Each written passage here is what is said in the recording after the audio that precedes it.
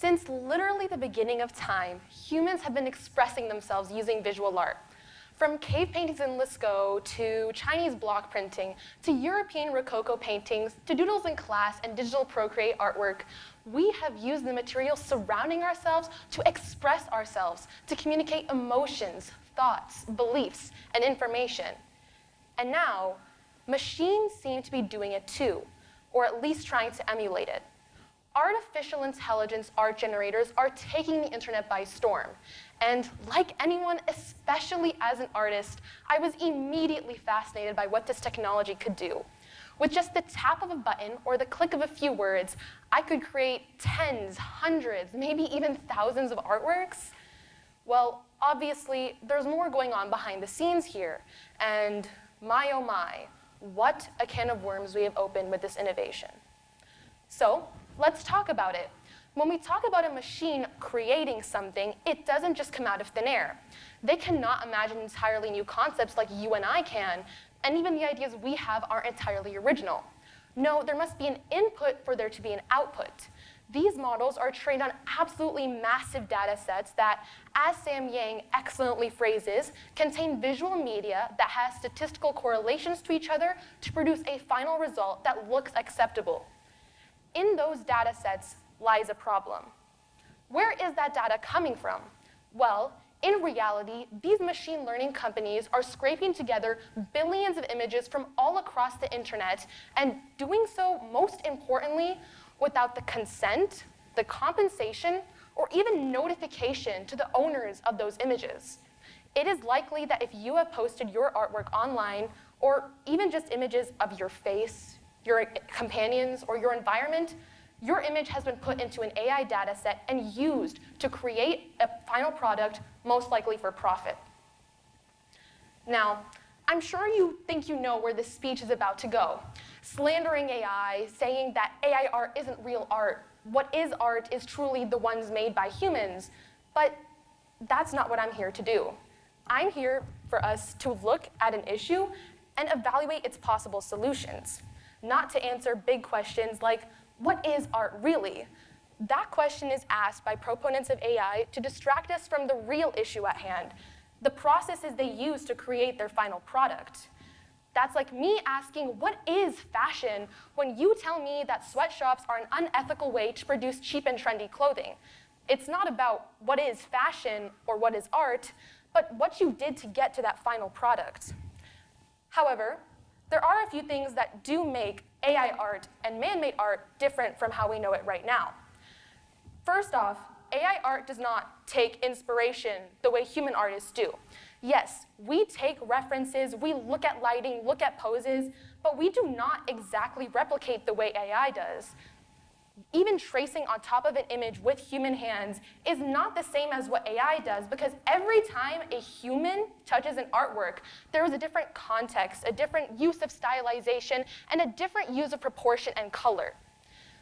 When an AI does their work, they are memorizing and replicating the work and style of an artist with no credit. That is incredibly frowned upon in not only the art community, but in any other career. So why is it okay when AI does it?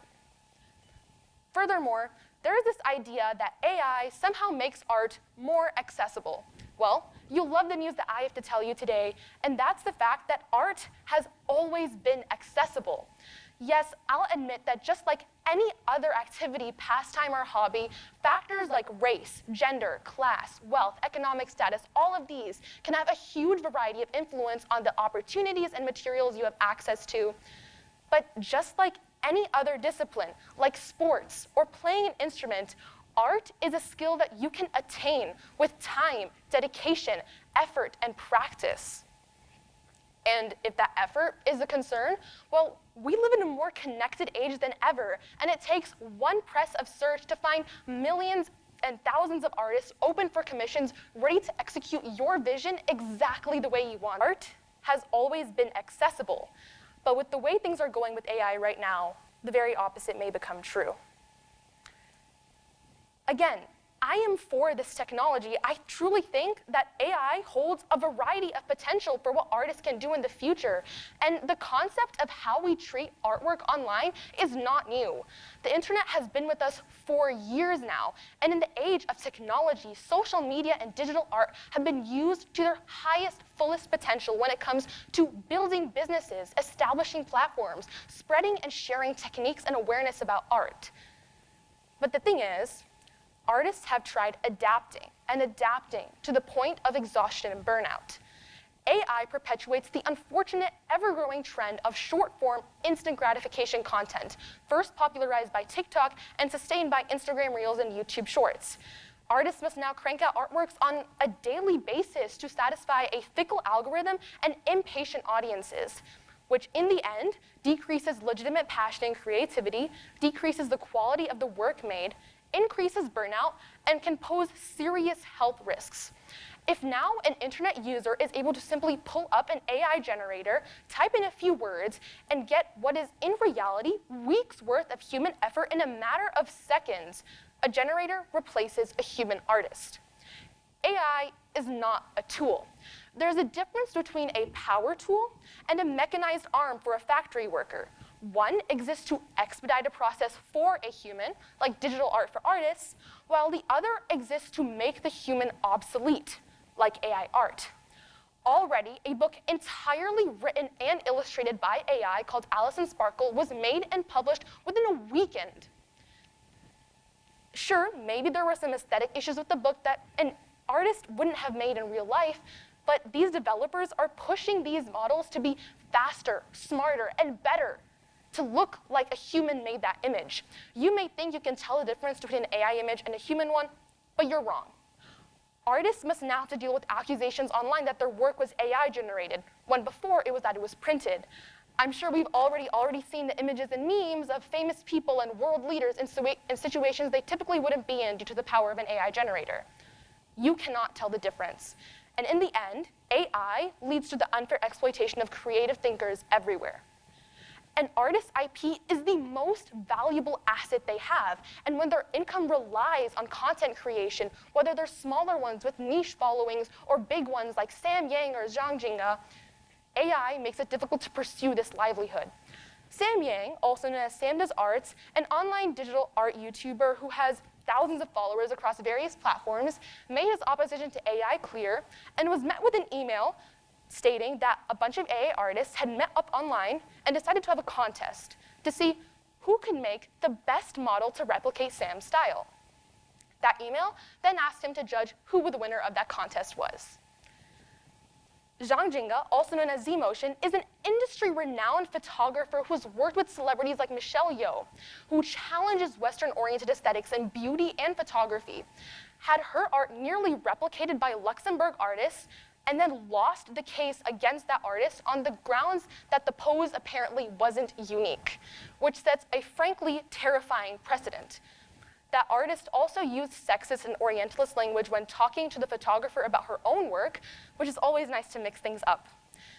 A developer created a model to replicate the works and styles of Kim Jong-il only 3 days after the artist had passed away.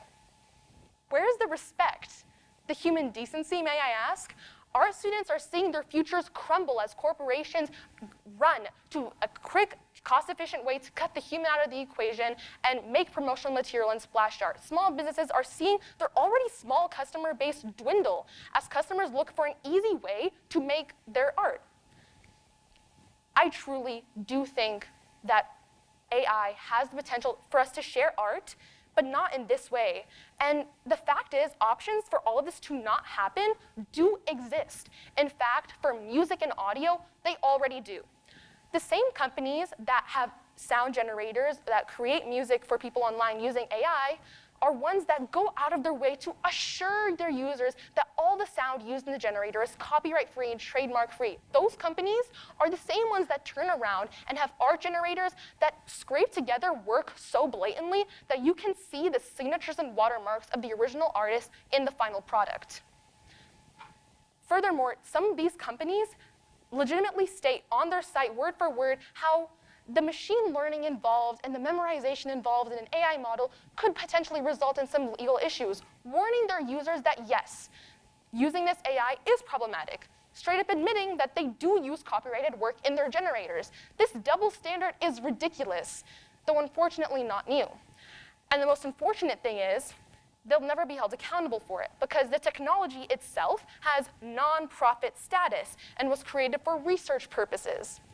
The companies then use that non-profit technology in very much for-profit apps and generators, along the way taking advantage of that non-profit status to bypass otherwise relatively strict legal regulations concerning copyrighted media and getting some tax benefits along the way. Again, AI holds the potential to actually spread appreciation and respect for art everywhere, respect and appreciation that has been lacking for many years now. I love art. Many people around the world, I bet in this room do, but this is not the way that we are going to be able to share art just like that. It's possible to do this, but not in this way. So what is the right way? Well, the first option among a myriad of solutions would be to simply not use copyrighted work in the first place. Music and audio generators already prove that, yes, it is feasible to build a data set off of completely copyright-free work, and that the products produced can be just as satisfying, probably even more so considering your conscience is going to be clear. Okay, maybe the urge to use copyrighted work is truly that strong. Sure. Then, systems of compensation must be of utmost priority to be set up. Recognizing that art is a skilled form of labor is absolutely key here.